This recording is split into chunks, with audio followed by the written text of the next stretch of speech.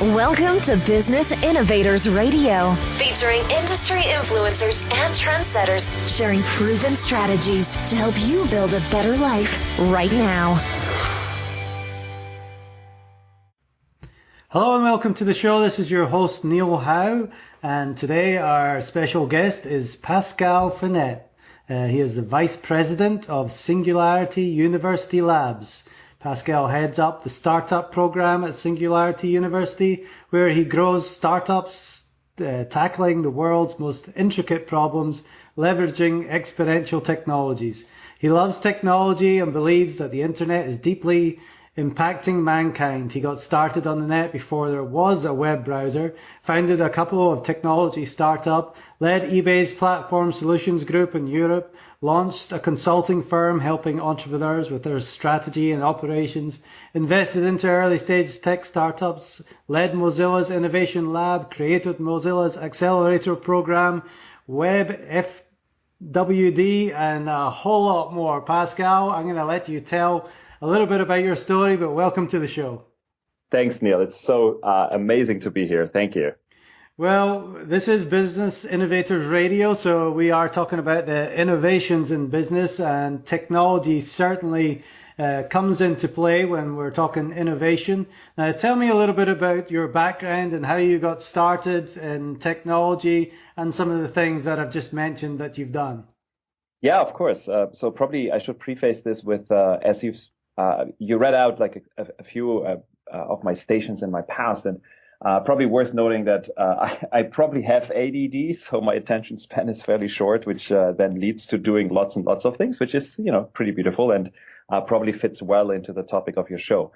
Really, in a nutshell, I think what happened to me was, my dad is an engineer, bought me a computer when I was very young, and this was in the mid 80s. So at the time, not a lot of people had computers. So I got sucked into this technology vortex really early. And then I had the great privilege and just the chance that I grew up during the first .com boom. So my formative years in college and university were during the first .com boom, where I myself, as well as basically everyone I studied with, we all were starting companies in the technology space.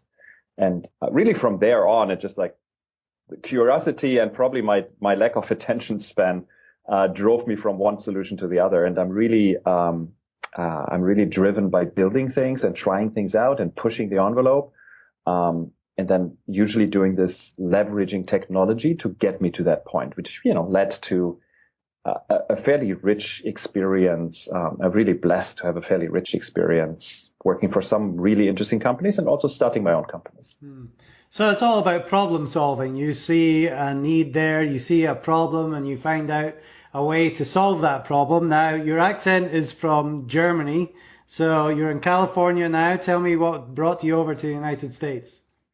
Kind of a longer story or a shorter story, depending on how you look at it. But the nutshell version of it is that both my wife and I used to work for Mozilla. My wife as heading up European marketing, and I was a consultant there while I was running a venture fund. And one particular day, the Mozilla crew invited us over for an all-hands meeting here in California. Her boss and my boss, the person I reported to, cornered us at that all-hands meeting, basically said, "Hey, we really like you. Would you like to come to California, work with us here?" And in my case, they asked me to head up Mozilla Labs, which was our innovation lab back in the days. And quite frankly, literally within 2 seconds, we both were like, "Of course we come. This is amazing. It's an incredible opportunity." And then the funny story is that both our bosses basically said, "Hey, you take your time. This is a big decision. You want to sleep over this." And my wife and I, we just briefly exchanged looks, and we're like, "No, there's nothing to think about. We just move." Yeah. And quite literally 6 weeks later, we were in California. We moved from London to California. Excellent. Well, Mozilla is certainly a great company to be working for, so no much wonder you jumped at that chance. Now, from then, you've moved on. You started your own company now. So tell us a little bit about that. So Mozilla, my own companies were mostly in Europe. So the Mozilla gig I actually stayed at Mozilla for quite a while in my my time span. So I spent about 4 years at Mozilla. A reason for that was, and I think this goes nicely with your show, is that I had the great opportunity to do lots of innovation work at Mozilla and like move from one topic to the next. And that kept me really engaged. So I spent there about 4 years. At one point, I felt like I had done what I wanted to do and looked for next opportunity. Received a call from Google, google.org, which is their philanthropic arm, which invests into tech companies, nonprofit, leveraging their technology to solve the world's biggest problems. They needed an investment manager. So I joined Google for a little bit, then decided that Google is an incredible, amazing company, but I'm probably not the right fit for this particular role. So I left Google and went to join Singularity University, where I'm now really blessed to work at the forefront of technology and really pushing the envelope there and having the privilege to speak about it and teach it and consult with startups as well as large corporations on how technology affects the future of you as a human, you in the context of your organization, and probably also society at large. So give us a breakdown of what Singularity University is and who specifically it's for. Yeah, of course. So by and at large, we are an educational institution. So I want to say about 70% of the work we're doing is in the educational space, and the topics we focus on is what we call exponential technology. So technologies which move on an exponentially accelerating curve. And examples of that are computers and everything which comes with computers. So artificial intelligence recently, robotics, virtual reality, augmented reality, but also topics such as synthetic biology, future of manufacturing, and many other areas such as nanotech or energy systems. And the way we teach these topics is we give you frameworks to really first make sense and understand this bizarre new world and the accelerating pace of change we are seeing in there. And then we do deep dives where we go into individual industries and show you what is happening, for example, right now in artificial intelligence, and where can you expect this to go in the next couple of years. So it's a really interesting mix. And the audience for us is we have a graduate studies program where we have students who are typically in their post-PhD world and kind of trying to figure out what they want to do next. We work with a lot of large corporations, Fortune 500s, literally globally, and then also entrepreneurs who are thinking about, typically successful entrepreneurs who are thinking about like what's next for me and what's next for my company. And it's like you, or I said in the introduction, you love the internet and it's really changing mankind. The way that the technology and intelligence is, doubling or tripling every 6 months or so. I don't know what the figures are now, but you really have to keep up with it in order to stay relevant. Absolutely. And I think what's interesting is to understand is that what we observe is that the rate of change itself is accelerating. So the total amount, and you intuitively feel this, right? The total amount of change is accelerating. And even for me, and I'm living and breathing this, and I've got, this privilege to be here right in the center of it. Even for me, when I pop up my head and I look around, it's just so fast these days, and there's so much happening. And like you go on vacation for 2 weeks and you're like, oh my God, there's another breakthrough in AI, and there's like another company doing something crazy with robotics, and, the self-driving car is suddenly here. It's just really staggering. And I think it's really hard for humans to keep up with it. Yeah, it really is. I mean, by the time you learn a new platform, there's already competition out, and you have to try and learn the new platform. It's definitely a problem, especially for the older generation that hasn't really grown up with computers. Absolutely, yes, absolutely. So, do you work with a lot of startups as well? I know there's a lot of tech startups around here in Atlanta. Do you work with tech startups? I do. So my role here at Singularity University is, as you mentioned, the vice president of SU Labs. And what this means is I have the privilege of having built all our startup programs. So we've got a startup incubator, accelerator, growth program. We raised a venture fund, kind of like the whole like vertical stack, the whole shebang. And I teach entrepreneurship as well as open innovation for executives. So we have startups. We invest into startups. We have a portfolio of about 50 startups. They're all leveraging really like the bleeding edge in technology to tackle very, very hard and big problems. So let's speak about entrepreneurs, because that's a large part of our audience when it comes to technology. What are some of the big problems, or the one big problem that you see over and over that entrepreneurs have integrating some of this new technology into their business? I think and I'm speaking from a lens of Singularity University, so take it with a grain of salt, because again, like the technologies we are interested in, the technologies we are fostering, and the companies we work with, the entrepreneurs we work with, are really on the bleeding edge of it. But in our specific case, a challenge is that when you take a technology which is on the bleeding edge, you typically have there's a gap, there's a time window between when you start working with something. So say, for example, you would have started working in virtual reality 5 years ago. For 5 years ago, there was no market for it. There was no, like the hardware was still kind of clunky, expensive. It was really not a consumer market. So what you needed to do then is to figure out, how do you bridge that gap? So you can make a very good guess that 5 years ago, if you project 5 years into the future, you will have hardware which will be, powerful enough, good enough, cheap enough. But what do you do in those 5 years? Like, how do you bridge this gap? Like, how do you keep yourself afloat financially to get to this point? So one of the challenges when you work in these spaces is when you deploy these exponentially accelerating technologies and you're at the edge of it, is really figuring out, how do you bridge the today to the future you anticipate? And that future typically is a couple years out.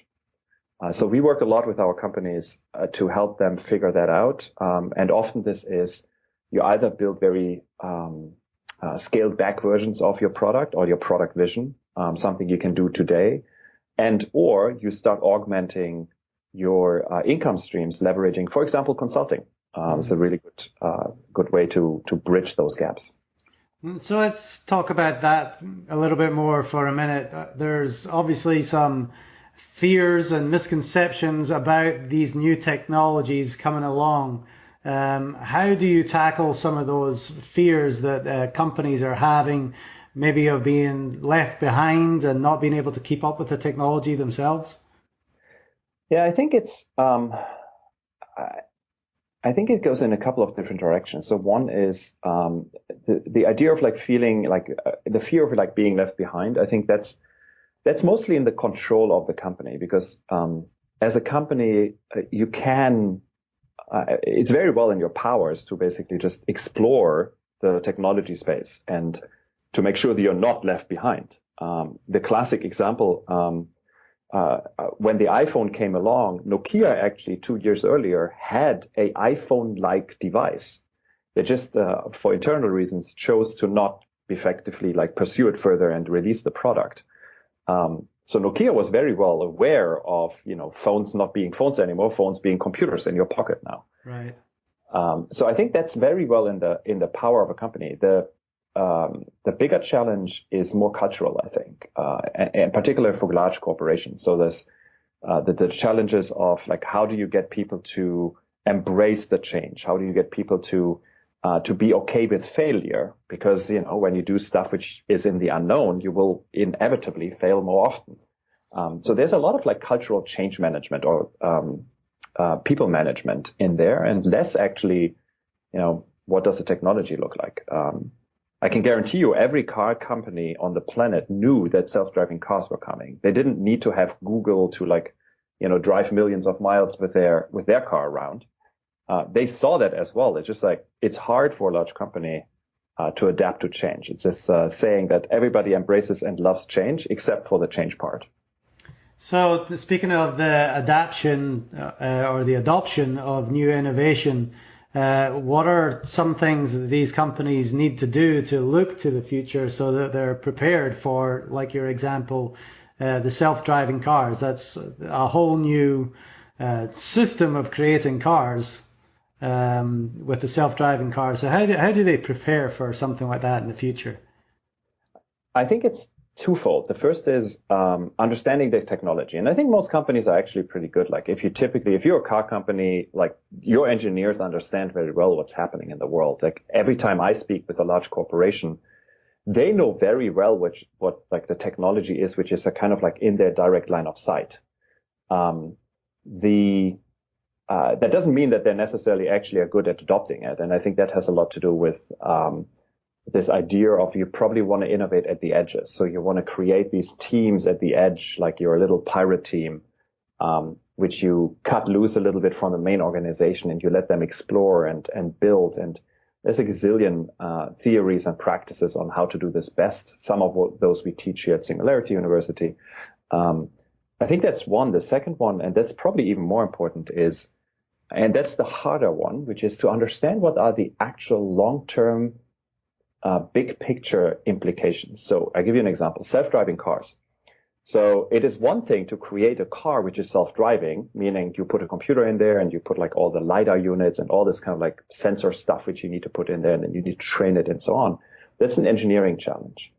The much more interesting question I would ask myself is, as a car manufacturer, when you have a self-driving car, what does this actually mean in terms of the future of transportation?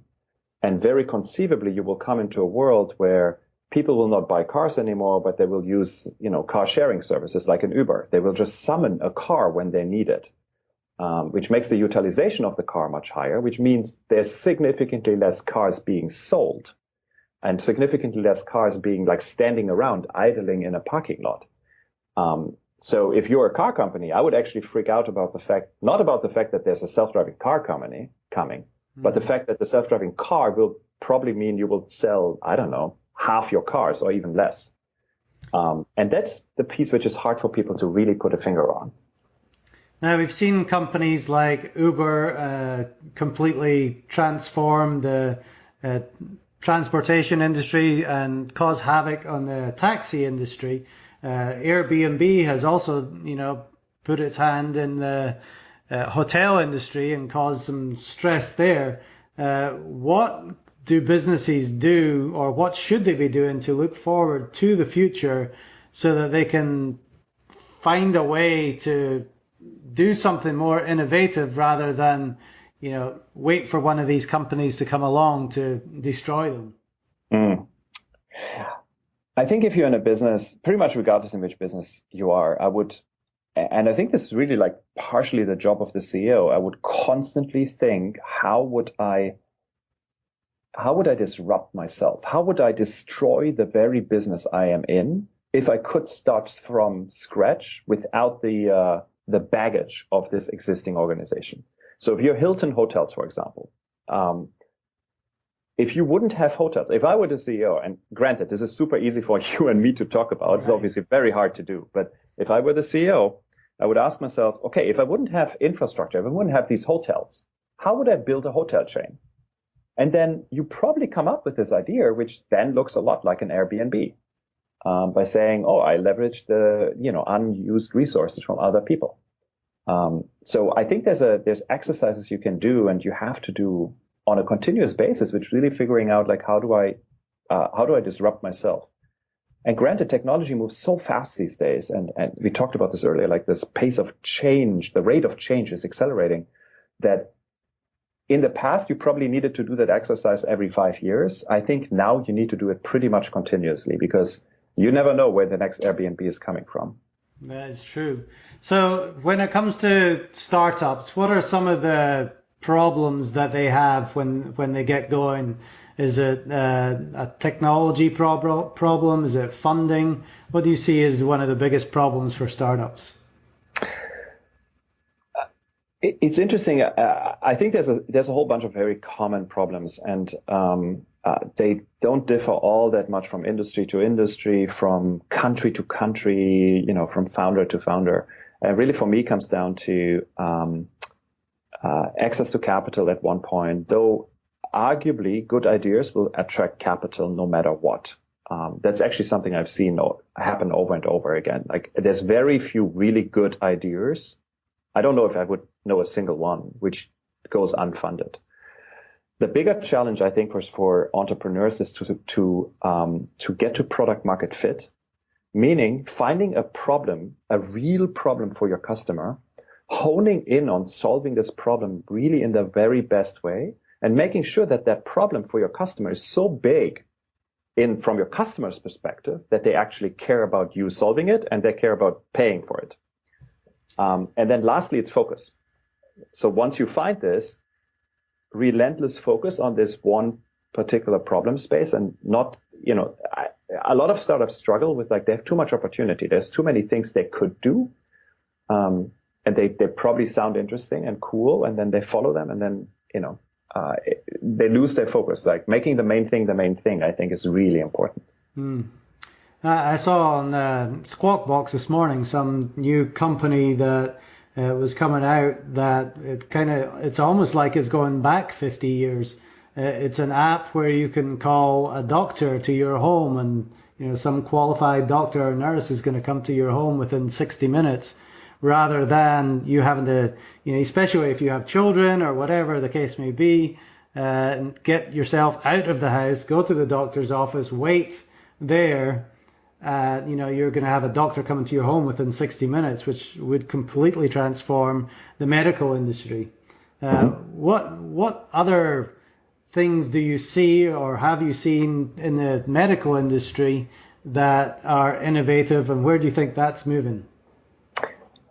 So what you described is a large part of like this on-demand economy, and I think that in the medical space will change a lot of like the way we receive treatment today, without a question. So your example is really on point, I think.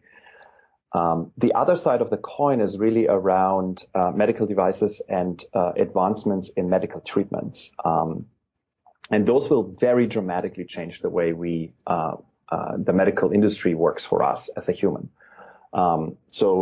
Particularly on the treatment side, I'm extremely bullish and really interested in seeing what happens with gene therapy. So the idea of on a molecular level, on the DNA level, to design treatments which are attacking particular diseases such as a cancer, for example, is now really in the realm of like not only the possibility, but it's in the realm of like people doing it. With the fact that you can sequence a genome now for less than $1,000, and soon this will be literally pennies.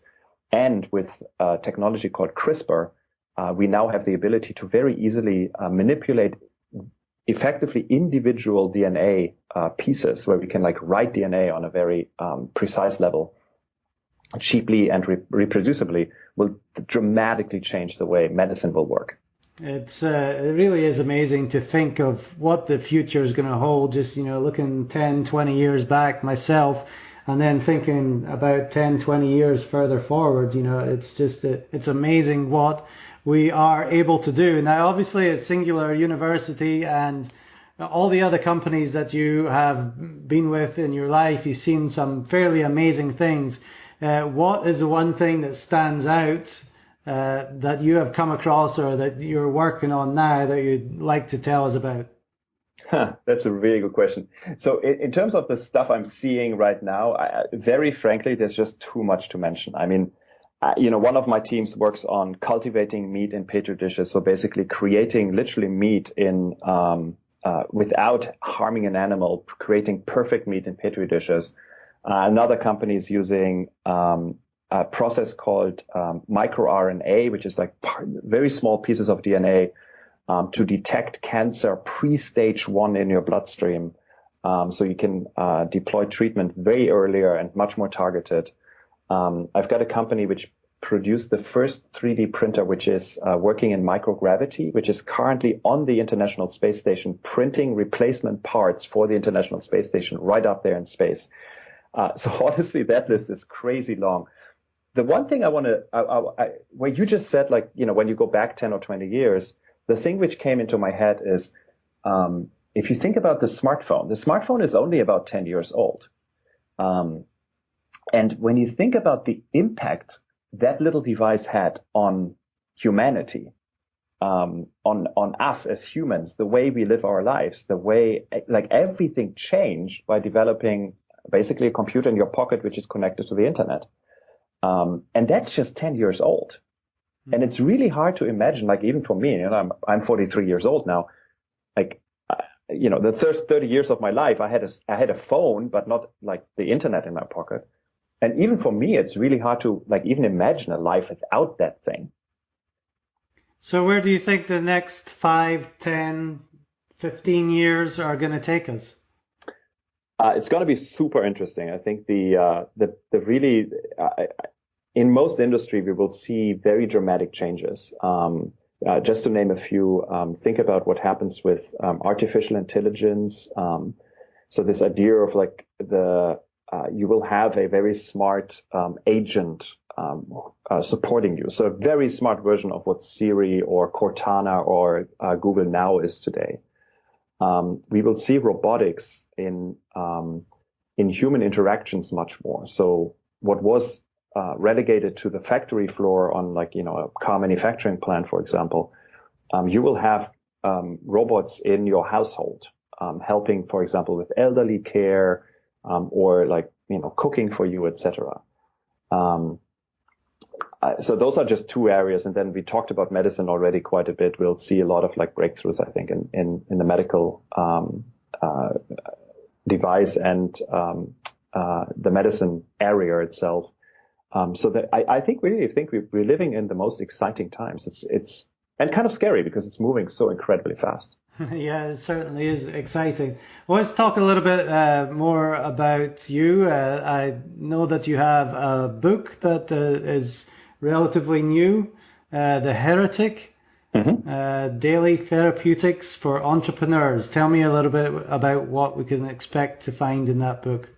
Yeah, of course. So a couple of years ago, so about 5 years ago, I started a newsletter, somewhat daily newsletter, which is at The Heretic, theheretic.org. And that newsletter is really kind of like a very short version for me to talk about the trials and tribulations and the joys and the sadness of being an entrepreneur. And it has quite a big following, and people really seem to enjoy the little bits of this. There's a little bit of, like, wisdom in there sometimes, or it's a commiseration, or, just a little pick-me-up.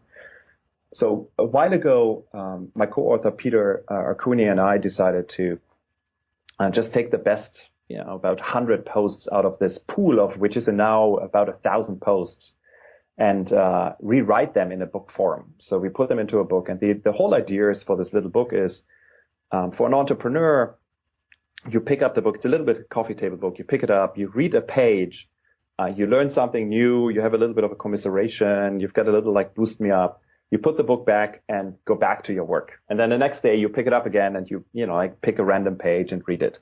And it seems to work. So people seem to like it. And it was a lot of fun to put it together. Yeah, I'm sure it was. I like those kinds of books as well, where you can just read a couple of pages, get a new idea, and then, put it down and think about it for a little bit, rather than some of the other books that are a lot longer out there that, you get some quality information, but you're caught up in the rest of the information, and you don't really go back to it and go and really think about what you just learned. So I really like the idea of it broken up like that. Yeah, thank you. Pascal, it's been a pleasure today listening to you and really getting an idea of where innovation is going and what the future holds and some of the new things that are coming out. Now, if somebody wants to get in contact with you, whether it's through Singularity University or other, what's the best way for them to do that? So here's the funny thing. So my name is actually weirdly unique in the world. There's, to the very best of my knowledge, there's one more Pascal Finette in the world, and that person doesn't live a very public life. So honestly, the easiest way is you Google me. You will find my homepage, which is also at finette.com. And my homepage has then links to all the work I'm doing. It has literally my email addresses on there. And I'm fairly social creature. So you find me on LinkedIn and Facebook and Twitter. So by all means, connect with me. I love to get in touch with people, and if I can help in any which way, I'm always happy to. Great. Well, it's been a pleasure talking to you, and I appreciate you taking the time to share your knowledge with our audience. Neil, thank you so much. It's fantastic to be on your show. It's a really, really great honor to be here. Great. Well, to our listening audience, if you like what you hear, hit that like button and share, and we'll see you next time on the show.